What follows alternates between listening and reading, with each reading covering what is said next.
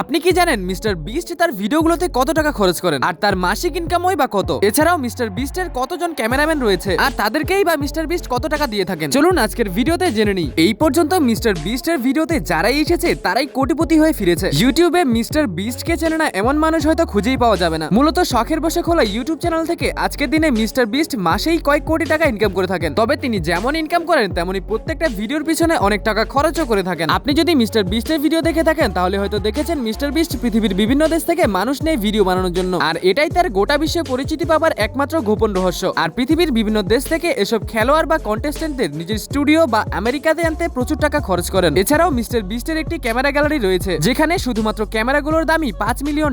সাথে রয়েছে বিশ্বের সবচেয়ে প্রফেশনাল লেভেলের ক্যামেরা স্কোয়াড যারা বিভিন্ন অ্যাঙ্গেল থেকে পারফেক্ট শট নিয়ে মিস্টার বিস্টের ভিডিওকে ইন্টারেস্টিং করে দেখানোর চেষ্টা করে। আর মিস্টার বিস্টের একটা ভিডিও এডিট করতেই কয়েকদিন সময় লেগে যায়। তো এবারে আসি মিস্টার বিস্টের ইনকাম ও তার ক্যামেরাম্যানদের বেতনের কথায়। মিস্টার বিস্ট তার একটি ইন্টারভিউয়ে বলেন যে তার প্রত্যেকটা থাম্বনেল বানাতেই তিনি $15,000 থেকে $20,000 খরচ করেন। এরপর মিস্টার বিস্ট তার টিমে কাজ করা মেম্বারদেরও অনেক টাকা দিয়ে থাকেন। মিস্টার বিস্টের টিমে কাজ করা অন্যতম একজন চ্যান্ডেলার, ক্যামেরাতে এবং ক্যামেরার বাইরেও অনেক কাজ করে সে। চ্যান্ডেলারের মাসিক বেতন হলো $15,000, যেটা বাংলাদেশি টাকায় কনভার্ট করলে হয় 17 লক্ষ টাকা। এরপর রয়েছে মিস্টার বিস্টের ক্লোজ টিম মেম্বার ক্রিস, যাকে মিস্টার বিস্ট মাসে $18,000 দিয়ে থাকেন, যা বাংলাদেশি টাকায় প্রায় 20 লক্ষ টাকা। এরপর রয়েছে কার্ল।